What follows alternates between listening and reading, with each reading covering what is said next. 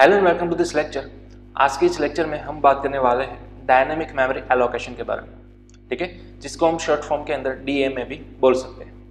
अब सबसे पहले हम बात करेंगे कि आज के सेशन में हम कौन कौन से टॉपिक्स देख लेते हैं, ठीक है। तो आज के इस सेशन के अंदर हम देखने वाले हैं सबसे पहले तो स्टैटिक मेमोरी एलोकेशन क्या होता है, वाई वी नीड डीएमए, यानी कि आखिरकार हमें डायनेमिक मेमोरी एलोकेशन की क्या ऐसी नीड पड़ गई जिसको हमें इसको सीखने आना पड़ा, ठीक है। अब तक जो मेमोरी एलोकेशन बाय डिफॉल्ट करते थे, ठीक है, वो होती थी स्टैटिक मेमोरी एलोकेशन। अभी किस तरह से करते थे या फिर कंपाइलर हमारे लिए करता था और ये आखिरकार है क्या, ठीक है, इन सभी को आज हम डिटेल के अंदर लर्न करने वाले हैं।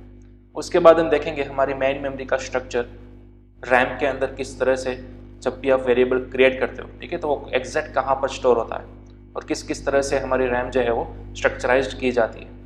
उसके बाद लास्ट में देखेंगे कुछ built in functions which are used in DMA. Clear? तो ये हमारे आज का एजेंडा रहेगा, आज के इस टॉपिक को लर्न करने का। क्लियर? तो चलिए सबसे पहले हम देख लेते हैं what is static memory allocation. यहाँ पर बात की जा रही है मेमोरी एलोकेशन के टाइप्स के बारे में, ठीक है। हमारा आज का मेन एजेंडा यही है, व्हाट इज मेमोरी एलोकेशन। फिर उसके आप दो टाइप्स देख सकते हो, एक होता है स्टैटिक मेमोरी एलोकेशन, दूसरा होता है डायनेमिक मेमोरी एलोकेशन। तो दोनों पहले तो है क्या, ठीक है, इसको हम डिटेल में देखेंगे। तो हम शुरुआत करेंगे सबसे पहले स्टैटिक मेमोरी एलोकेशन से। देखिए यहाँ पर सबसे पहले आपको बोला गया है memory allocated during compile time is called static memory. क्या बोला गया? जब भी मेमोरी को एलोकेट किया जाता है, लेकिन कब? कंपाइल टाइम के दौरान, तो वो क्या बोली जाती है? स्टैटिक मेमोरी बोली जाती है, ठीक है। The memory allocated is fixed and can not be increased और डिक्रीज्ड ड्यूरिंग रन टाइम। यहाँ पर जब भी आप बाय डिफॉल्ट स्टैटिक मेमोरी को एलोकेट कर देते हो, ठीक है, एज ए कंपाइल टाइम, तो मेमोरी जो है वो फिक्स्ड एलोकेट हो जाती है। उसके बाद आप उसको ना ही बढ़ा सकते हो ना ही घटा सकते हो रन टाइम के दौरान, ठीक है। यहाँ पर देखिए आपको एक सिंपल सा एग्जांपल दिया गया है कि एक एरे बनाया गया है जिसकी हमने मैक्सिमम साइज 5 यहाँ पर स्पेसिफाई कर दी, राइट। अब 5 स्पेस आपने स्पेसिफाई कर दी, लेकिन जरूरी तो नहीं कि आप उसके अंदर 5 एलिमेंट्स ही डाल दीजिए, राइट। यहाँ पर देखिए हमने 3 एलिमेंट इंसर्ट करवाए हुए हैं हमारे एरे के अंदर, बट हमारी मैक्सिमम साइज, मैक्सिमम कैपेसिटी कितनी थी? 5 की थी। तो जब भी आप इस तरह से डिक्लेयर करते हो, ठीक है, तभी इस एरे की हमारी स्टैटिक मेमोरी जो है वो एलोकेट हो जाती है रैम के अंदर, मेमोरी के अंदर। कितनी एलोकेट हुई? 5। बट आपने उसमें से कंज्यूम कितने की, यूज कितने की? ओनली 3। तो बाकी की 2 जो है वो हमारी वेस्टेज हो गई, राइट। तो यहाँ पर इस तरह से आप by default at run time अपनी मेमोरी को डिक्रीज नहीं कर सकते, एलोकेट की गई मेमोरी को, राइट। आपने जब भी डिक्लेयर किया तभी उस एरे के लिए रैम के अंदर मेमोरी बाइट्स कंज्यूम हो जाती है, मेमोरी एलोकेट हो जाती है 5। फिर आप उसके अंदर 5 एलिमेंट्स डालें या फिर उससे कम डालें। अगर उससे कम एलिमेंट्स आप इंसर्ट करते हो तो फिर बाकी की बची मेमोरी ब्लॉक्स हमारे टोटल वेस्टेज हो जाएगी, ठीक है। तो इसी को बोलते हैं हम स्टैटिक मेमोरी एलोकेशन, जो कि बाय डिफॉल्ट अब तक सभी प्रोग्राम्स के अंदर करते आए थे, राइट। यहाँ पर देखिए फिर से एक नोट दी गई है आपको, memory is allocated eight compile time and is fixed, ठीक है। अगेन वही वाली बात होगी, मेमोरी कब एलोकेट होती है? कंपाइल टाइम के दौरान फिक्स हो जाती है, क्लियर। फिर आप उसको चेंज नहीं कर सकते। तो बस इसी टाइप के सिनारियो को आप बोल सकते हो स्टैटिक मेमोरी एलोकेशन वाला सिनारियो, क्लियर। सबसे पहले आप इसको नोट डाउन कर लीजिए, what is static memory allocation. यहाँ पर मेन सबसे जो जरूरी बात थी, ठीक है, नोट करने के लिए, वो क्या थी? Static memory always and always compile time के दौरान ही एलोकेट हो जाती है, यानी कि जब भी आप अपना एरे डिक्लेयर करते हो तभी उसी वक्त आपकी मेमोरी फिक्स एलोकेट हो जाती है उस एरे के लिए, उस पर्टिकुलर एरे के लिए, क्लियर। चलिए, तो ये हो गया आपका स्टैटिक मेमोरी एलोकेशन। अब हम बात करते हैं why we need dynamic memory allocation. Static memory allocation का सिनारियो हमने देखा और वहां पर समझा कि अगर आपकी मेमोरी वेस्टेज हो गई, ठीक है, तो फिर तो हम क्या करेंगे? तो वन टाइप ऑफ ये प्रॉब्लम आया ना, ठीक है। तो ऐसे तो कई सारे प्रॉब्लम्स अवेलेबल है। देखिए हमारा यही टॉपिक है, problems faced in static memory allocation. यहाँ पर आपको मेन 3 प्रॉब्लम्स दिखाए गए हैं। इसको नजर करते हुए आप बोल सकते हो कि अब हमें डायनेमिक मेमोरी एलोकेशन की जरूरत है, उसकी नीड है, ठीक है। तो देखिए कौन कौन सी प्रॉब्लम्स आपको स्टैटिक मेमोरी एलोकेशन के दौरान फेस करनी पड़ती है। सबसे पहला है size is fixed at the time of declaration. हमने अभी भी इंटीजर के एरे वाला प्रोग्राम देखा, राइट? वो सिनेरियो देखा। वहां पर क्या था, जब भी आपने एरे को डिक्लेयर किया था तभी आपने साइज को स्पेसिफाई कर दिया था। तो डिक्लेरेशन के वक्त ही आपने क्या बोल दिया, size is fixed, right?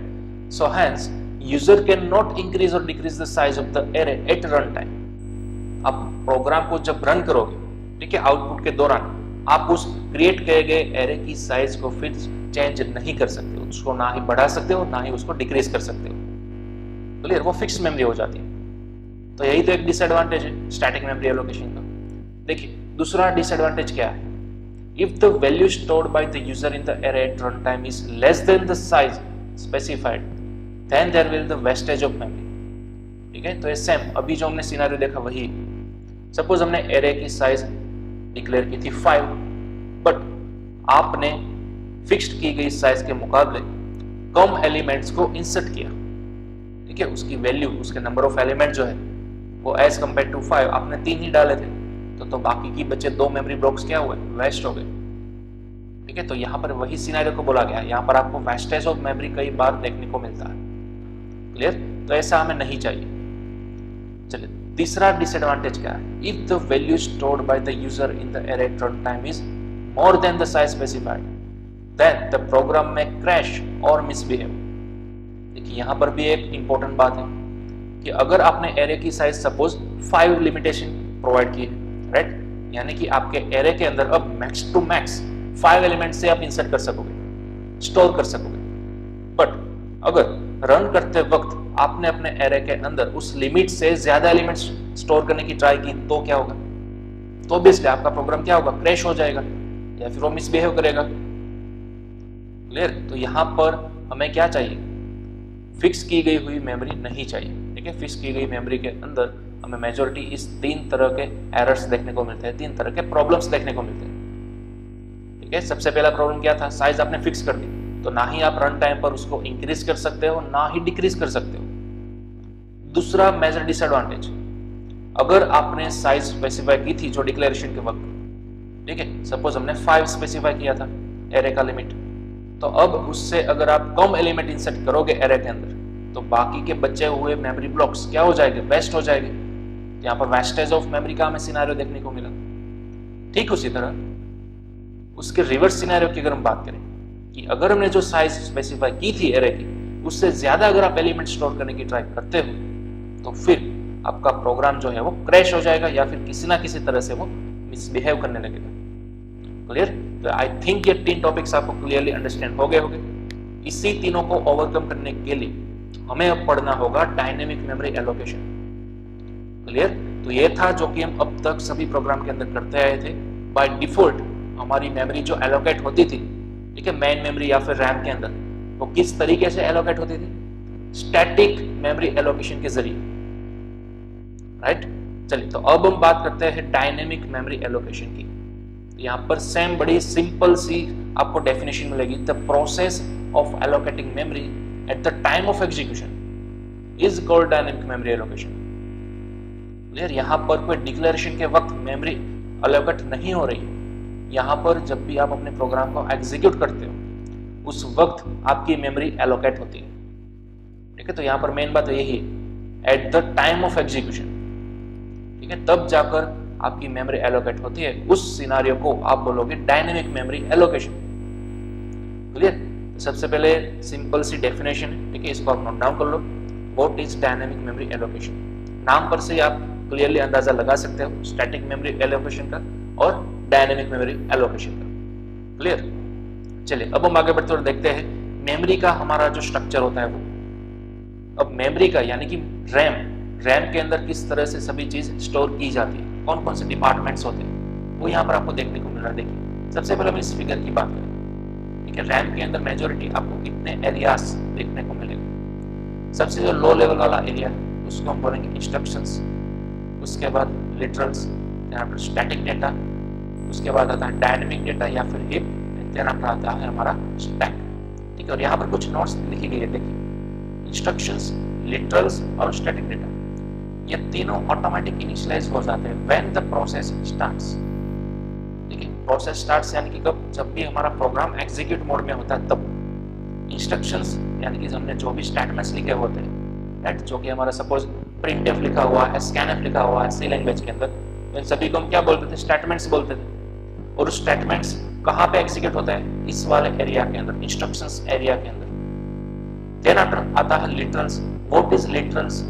Suppose आप सी लैंग्वेज में कोई स्ट्रिंग बना रहे हो, right, character a of 100 is equal to hello. तो वो जो आपने स्ट्रिंग बनाई ना, ठीक है, वहां पर आपने वैल्यू क्या असाइन की, हेलो। तो वो जो हेलो है उसकी वैल्यू, उसको बोला जाता है लिटरल्स। ठीक है, वो सभी वैल्यूज जो है वो कहाँ पे इनिशियलाइज होती है, इस डिपार्टमेंट के अंदर, लिटरल्स के अंदर। उसके बाद स्टैटिक डेटा। ठीक है, स्टैटिक डेटा यानी कि ऐसा डेटा जो कि during the life cycle of your program एक ही बार वो रैम के अंदर एग्जीक्यूट होता है। ठीक है, माइट भी अगर आपने C++ लैंग्वेज पढ़ी होगी तो आपको मालूम होगा, अदरवाइज यहाँ पर हमें गौर करने की जरूरत नहीं है। हमारे पास जो मेन दो कंसर्नेबल डिपार्टमेंट है वो है स्टैक और hip. What is stack and what is hip, वो हमें क्लियरली अंडरस्टैंड होना चाहिए। देखिए, सबसे पहले अगर हम स्टैक की बात करें तो यहाँ पर कहा गया है मैनेज्ड ऑटोमेटिकली बाय कंपाइलर। इस डिपार्टमेंट को कौन हैंडल करता है, हमारा कंपाइलर, जो कि ऑटोमेटिक प्रोसेस के अंदर होता है। जबकि अगर हम हिप की बात करें, जो कि हमारा डायनेमिक डेटा, उसको मैनेज कर सकता है प्रोग्रामर, यानी कि हम। ठीक है, हमारे जैसे डेवलपर्स, प्रोग्रामर्स की बात हो रही है यहाँ पर। तो हमारे लिए मेन कंसर्नेबल एरिया यही है फिलहाल। ठीक है, क्योंकि हम डीएमए की बात कर रहे हैं, डायनामिक मेमोरी एलोकेशन की बात कर रहे हैं, इसलिए। तो देखिए, यहाँ पर सभी टॉपिक्स यही दिखे गए। Heap is the segment of memory where dynamic memory allocation takes place, right. अब तक जो भी हम स्टैटिकली क्रिएट करते थे एरे को, वो हमारा स्टैक के अंदर क्रिएट होता था। लेकिन अब हम अपनी तरह से मेमोरी एलोकेट करना चाहते हैं डायनेमिकली, तो वो सभी जगह कहाँ पे हमें एग्जीक्यूट होकर मिलेगी, कहाँ से हमें एक्वायर करने को मिलेगी, हीप एरिया में से, राइट। दूसरा, स्टैक जो है उसके अंदर कौन कौन सी चीज सेव होती है। सपोज हम अभी तक कोई भी नॉर्मल ऑब्जेक्ट करते आए थे, राइट, क्रिएट करते आए थे, उसके अंदर वेरिएबल्स आ गए, कोई लिटरल्स आ गए। सपोज आपने वेरिएबल क्रिएट किया इंटीजर a, तो वो a नाम का वेरिएबल आपकी रैम में एग्जैक्ट कहाँ पर स्टोर होगा, स्टैक एरिया के अंदर स्टोर होता। क्लियर। अगर आपने कोई एरे क्रिएट किया तो वो एरे भी कहाँ पे स्टोर होता, स्टैक एरिया के अंदर स्टोर होता है। ठीक है, जो भी आप नॉर्मल वेरिएबल्स क्रिएट करते हो वो क्लियरली स्टैक एरिया के अंदर ही स्टोर होता है। लेकिन अब हमें हीप का यूज करना है। क्यों?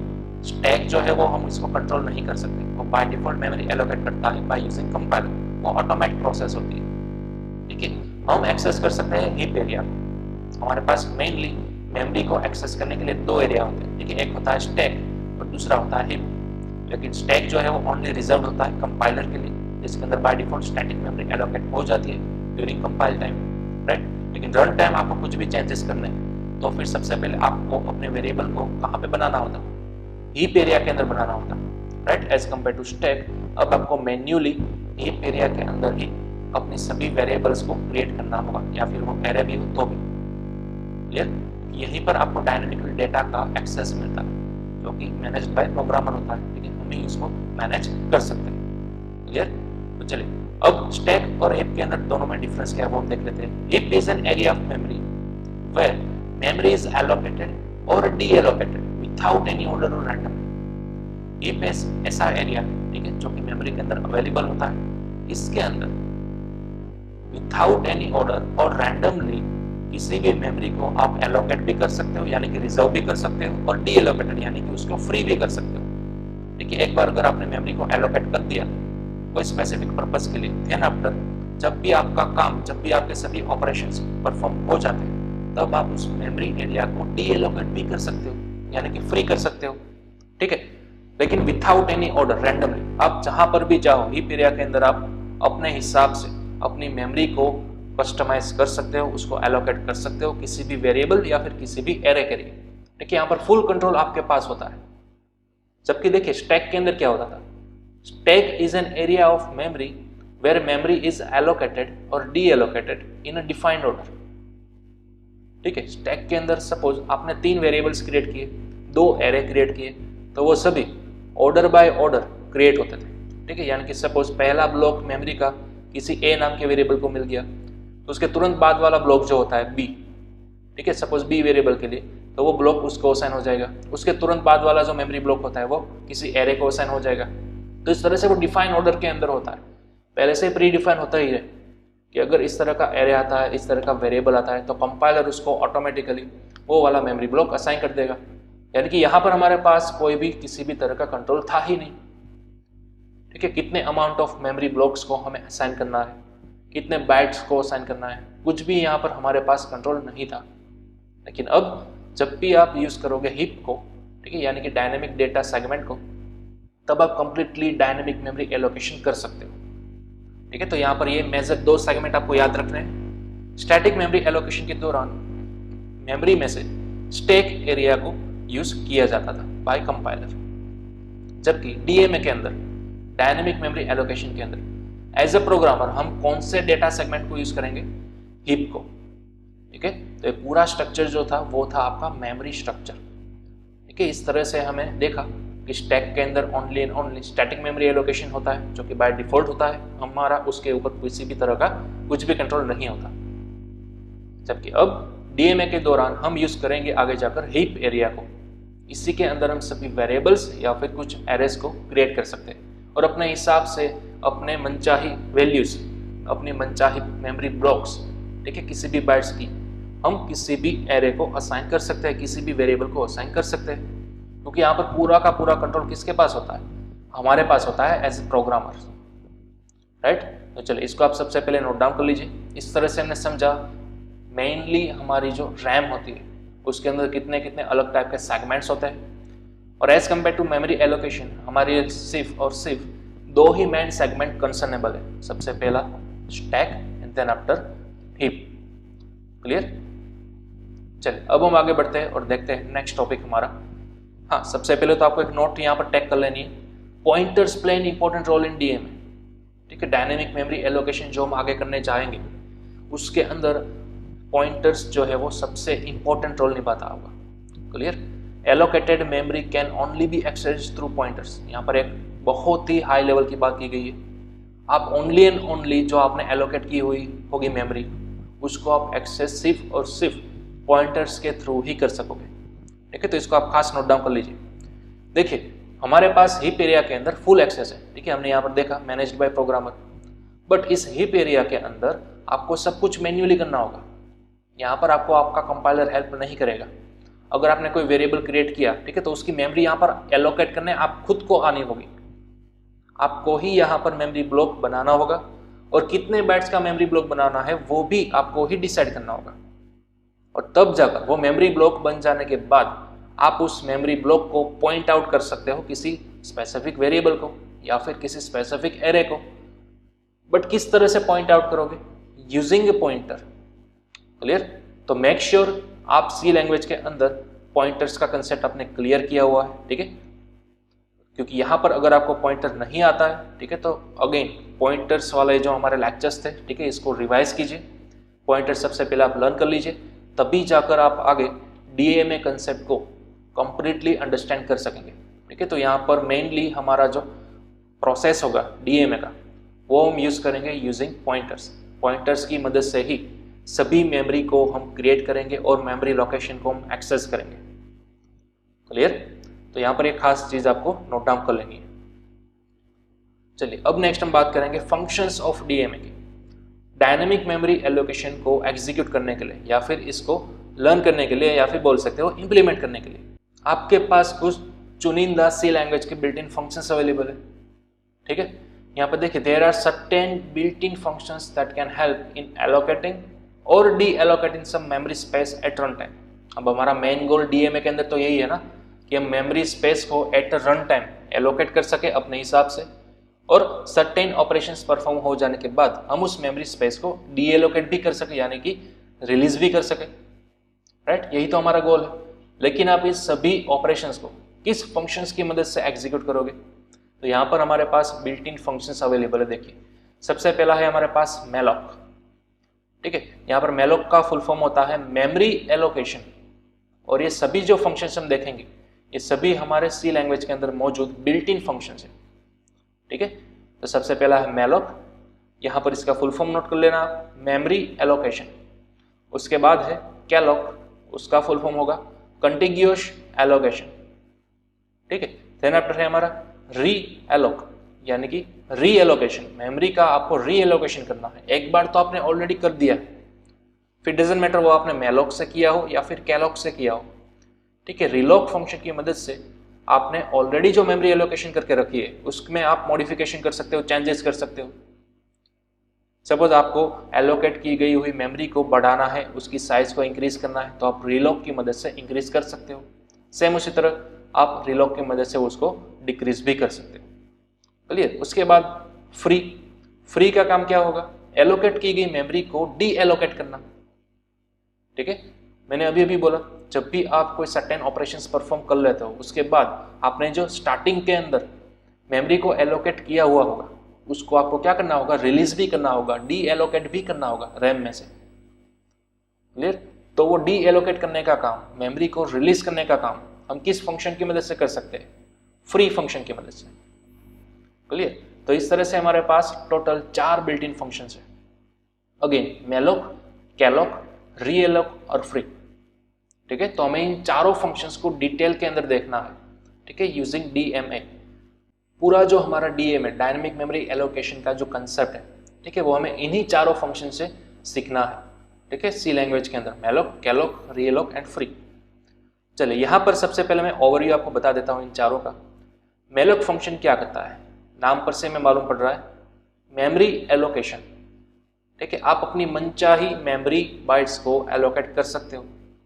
सपोज अगर आपको 4 बाइट्स रैम में खाली चाहिए किसी स्पेसिफिक वेरिएबल के लिए या फिर किसी सर्टेन ऑपरेशन के लिए, तो 4 बाइट को आप रिजर्व कर सकते हो, ठीक है, एलोकेट कर सकते हो यूजिंग दिस फंक्शन मेलोक। ये क्या करेगा? एक सिंगल ब्लॉक आपका क्रिएट कर देगा रैम के अंदर, ठीक है। मेलोक फंक्शन एक सिंगल मेमोरी ब्लॉक को क्रिएट करेगा और वो मेमोरी ब्लॉक जितनी भी बाइट्स का आप चाहो उतनी बाइट्स का आप क्रिएट कर सकते हो। सपोज आपको 100 बाइट्स का एक single large memory block create करना है, तो अगेन आप मेलोक फंक्शन की मदद से कर सकते हो। क्लियर। लेकिन यहाँ पर हमारे पास सिर्फ और सिर्फ एक ही ब्लॉक क्रिएट होता है यूजिंग मेलोक। क्या होगा अगर आपको अनलिमिटेड या फिर n number of blocks create करने हैं रैम के अंदर कोई स्पेसिफिक रीजन की वजह से, तो वहां पर आप यूज करोगे कैलोक फंक्शन को। कैलोक का मतलब होता है contiguous allocation. As compare to malloc, यहां पर आप n number of memory blocks create कर सकते हो यूजिंग कैलोक। सपोज आपको 4 बाइट्स के 10 ब्लॉक अलग अलग चाहिए थे। अगेन ध्यान से सुनिएगा, आपको अपनी मेन मेमोरी के अंदर total 10 number of blocks create करने हैं, ठीक है। 10 डिपार्टमेंट आपको क्रिएट करना है, 10 मेमोरी ब्लॉक्स क्रिएट करना है, लेकिन उन सभी ब्लॉक्स की साइज कितनी होनी चाहिए? 4 बाइट्स की। तो ऐसा आप यूजिंग कैलोक फंक्शन कर सकते हो। फिर से दोनों का डिफरेंस सुन लीजिए। मेलोक क्या करेगा? एक ही मेमोरी ब्लॉक क्रिएट करेगा रैम के अंदर, ठीक है, जितनी भी आप बाइट्स चाहो उतने बाइट्स वाला एक ही सिंगल मेमोरी ब्लॉक क्रिएट करेगा। जबकि कैलोक n number of memory blocks create कर सकता है, वो भी आप जितनी साइज चाहते हो उतनी साइज वाले। सपोज हमने प्रॉपर प्रोवाइड किया कि सपोज मुझे 5 बाइट्स के 3 ब्लॉक्स चाहिए, ठीक है, तो कैलोक आपको टोटल 3 ब्लॉक्स बनाकर देगा रैम के अंदर और उन तीनों ब्लॉक्स की साइज कितनी होगी? 5 बाइट्स। क्लियर। तो ये दोनों का डिफरेंस है मेलोक का और कैलोक का। उसके बाद बात आती है री एलोक की। हमने अभी भी बात की, री एलोकेशन ये करता है, ठीक है। फिर चाहे आपने मेलोक के जरिए या फिर कैलोक के जरिए मेमोरी ऑलरेडी एलोकेट करके रखी हुई है, लेकिन किसी रीजन की वजह से आपको उस एलोकेट की गई मेमोरी को चेंजेस करना है, मॉडिफाई करना है। सपोज आपको उस मेमोरी ब्लॉक्स की साइज को बढ़ाना है, इंक्रीज करना है या फिर उसको डिक्रीज करना है, तो वो काम आप री एलोक की मदद से करोगे, ठीक है। री एलोक का फुल फॉर्म ही होता है री एलोकेशन ऑफ मेमोरी। क्लियर। और सपोज एट द एंड सब कुछ ऑपरेशन हो जाने के बाद, सभी चीज परफॉर्म हो जाने के बाद आप एट द लास्ट क्या परफॉर्म करोगे? D allocating of memory using free function. Free function क्या करेगा? ऑलरेडी जो आपने मेमोरी बनाकर रखी थी, ठीक है, हीप एरिया के अंदर, अब उस मेमोरी के अंदर कोई आपने सर्टेन वैल्यूज को डाल दिया, ठीक है, उसके ऊपर कोई सर्टेन ऑपरेशंस परफॉर्म कर लिए, उसके बाद उस मेमोरी को हमारा कोई काम ही नहीं है, वो मेमोरी अब यूजलेस है। हमें जो भी ऑपरेशन करने थे वो हमने ऑलरेडी कर लिए, हमें आउटपुट मिल चुका है, तो अब एज ए प्रोग्रामर की रिस्पॉन्सिबिलिटी क्या आती है, वो जो मेमोरी हमने डायनेमिकली एलोकेट की हुई थी उसको हम रिलीज कर दें ताकि इन फ्यूचर वो कोई और दूसरे काम के लिए यूज में कर सके हम, राइट। तो मेमोरी को रिलीज करने के लिए या फिर डी एलोकेट करने के लिए हम आगे जाकर यूज करेंगे फ्री फंक्शन का। क्लियर। तो इस तरह से हमारे पास टोटल 4 फंक्शंस अवेलेबल है, मैलोक, कैलोक, रीएलोक और फ्री। क्लियर। और इन्हीं बिल्ट इन फंक्शंस की मदद से हम पूरे डीएमए कंसेप्ट को देखने वाले हैं। क्लियर। चलिए तो आज के सेशन को हम यहीं पर स्टॉप करते हैं, ठीक है। और नेक्स्ट लेक्चर के अंदर हम देखेंगे चारों फंक्शंस को डिटेल के अंदर with theory and with practical. Clear. लेकिन तब तक मेक श्योर आप इन सभी चीज़ों को एक बार और रिवाइज कर ले, ठीक, खास करके ये मेमोरी स्ट्रक्चर को। यहाँ पर मेन कंसर्नेबल एरिया फिर से मैं रिपीट कर रहा हूँ, हमारे पास 2 है, एक है हमारा स्टैक और दूसरा है हमारा डायनेमिक डेटा जिसको हम बोलेंगे हिप। अब तक जो भी आप प्रोग्राम करते आए थे, अगेन अब तक जो भी आप प्रोग्राम करते थे, जितने भी वेरिएबल्स या फिर एरे को क्रिएट करते थे, वो दोनों कहाँ पे बनते थे, ओनली स्टैक के अंदर, क्योंकि उसकी मेमोरी का कंट्रोल हमारे पास नहीं था, वो सब कुछ कंपाइलर डिसाइड करता था ऑटोमेटिकली। सपोज आपने एरे 5 की साइज का बनाया तो 5 मेमोरी ब्लॉक्स यहां पर क्रिएट होते थे स्टैक के अंदर। क्लियर। अब हमें क्या करना है, पूरा कंट्रोल लेना है मेमोरी का असाइन करने का या फिर डीएलोकेट करने का, तो वो सभी हम कर सकते हैं यहाँ पर हीप एरिया के अंदर। और ये सभी जो स्ट्रक्चर है, ठीक है, ये सभी हम मेमोरी की बात कर रहे हैं, रैम की बात कर रहे हैं, जो हमारी मेन मेमोरी होती है उसी के अंदर ये सभी सेगमेंट्स होते हैं। क्लियर। तो हमारे लिए ये सेगमेंट्स काम का है, हीप। ओके। चलिए तो अब हमारे इस सेशन को करते हैं हम फिनिश, ठीक है। अब हम मिलते हैं हमारे नेक्स्ट सेशन के अंदर, तब तक मेक श्योर आप पॉइंटर को भी एक बार रिवाइज कर ले, ठीक है, क्योंकि हमारे डीएमए के अंदर मेन जो मेजर हमारा फोकस होगा वो हम पॉइंटर की मदद से ही करेंगे।